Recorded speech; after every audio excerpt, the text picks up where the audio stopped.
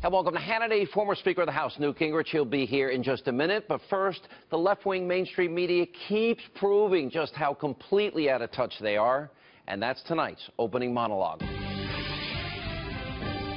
Now, the abusively biased press, they just don't get it, because outlets like the Clinton News Network, NBC News, remember those people? They were caught colluding with the Clinton campaign. They don't get what is really going on in this country. Now, Donald Trump obviously gets it. That's probably one of the big reasons he won the election. And you, the American people, obviously get it. But the alt-left mainstream media, they don't have a clue. And they don't want to have one either.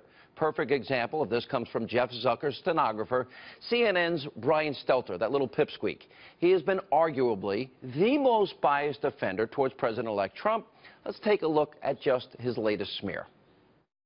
We're at the point where we have to talk about what it means to have an authoritarian as opposed to a democratic president treating the press this way. You talk to international correspondents who will say to you, this is exactly what authoritarians do. This is what strongmen do. This is what happens in authoritarian regimes. I think we need to start using those words on TV, at least to discuss the possibilities before us. The way Donald Trump lies has people rethinking some of the basic premises of journalism. When President-elect Trump lies so casually, so cynically, the news isn't so much the false thing he said, it's that he felt like he could just go ahead and say it. Go ahead and lie to you. That's the story. Why does he bend and flex and twist and warp and distort the truth? Personally, I'm curious because I think Trump does it differently than past presidents. His lies are different and deserve scrutiny. You see, you get it. CNN is not a real news network. And Stelter, well, he's completely biased, a purveyor of fake news that he complains about, and he's made it very clear how one-sided he really is. Now, I don't remember him ever calling Hillary Clinton a liar. And by the way, I challenged him to do so on Twitter, and maybe he should report on how his own network repeatedly colluded with the Clinton campaign. Well, then you have media freak out over President-elect Donald Trump. What did he do? He took a phone call, a congratulatory call from the leader of Taiwan. Now, they completely lost it over that one phone call, not an actual policy position. And the press, they also failed to report that every administration since 1979 has sold weapons to Taiwan. Not to mention that, according to the Wall Street Journal, Bill Clinton, well, he let Taiwan's former president give a speech at Cornell University. That was back in 1995. And most importantly tonight, well, the media doesn't get it on the economy. Look at NBC, Meet the Press, Chuck Todd. They wanted to turn a great story into a bad one by grilling Vice President-elect Mike Pence over the carrier deal. Take a look at this exchange. The only reason Carrier is staying in the United States is because Donald Trump was elected president of the United States, and the leadership at United Technologies and Carrier. This isn't government intervening in the private sector? What happened here? Why is this not government intervening in the private sector? Well, first off, let's remember now more than 1,000 Hoosiers have certainty in their jobs and in their futures going into this Christmas season because of the leadership of Donald Trump. 700 don't. And I couldn't be more grateful for that. And the people of Indiana couldn't be more grateful for that. Well, look, I know the glass is half empty tendency of many in the media. Well, it's not about the media, sir. What you saw happen here. The media, hitting the media is always a crutch for you guys. This is not about the media. It's not a crutch. Interesting. Overpaid media elites like Chucky Todd, they don't care that jobs were saved, and they probably never will. One of the best things I did in my life, I spent 20 years of my life doing blue-collar work. Obviously, Chuck needs to go back and try it.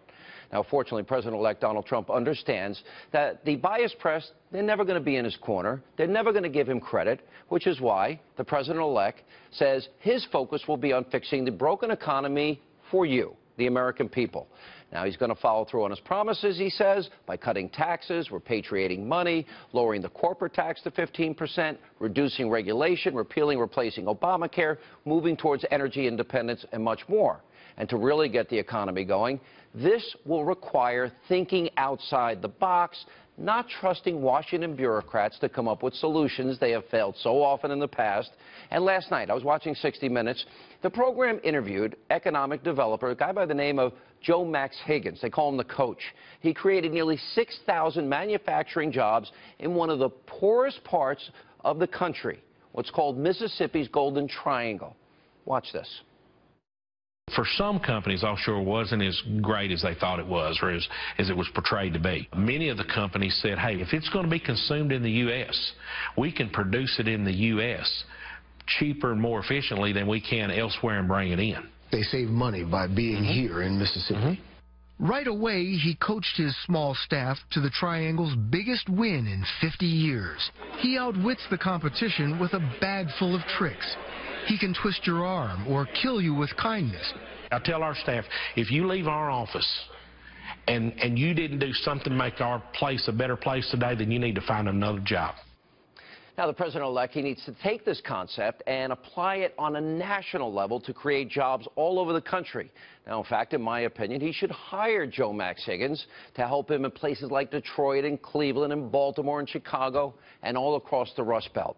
Now, if the president-elect, if he builds it, so to speak, by creating the right economic climate, and businesses and jobs will then come, and then he'd have the opportunity to create one of the greatest economic booms perhaps America's ever seen.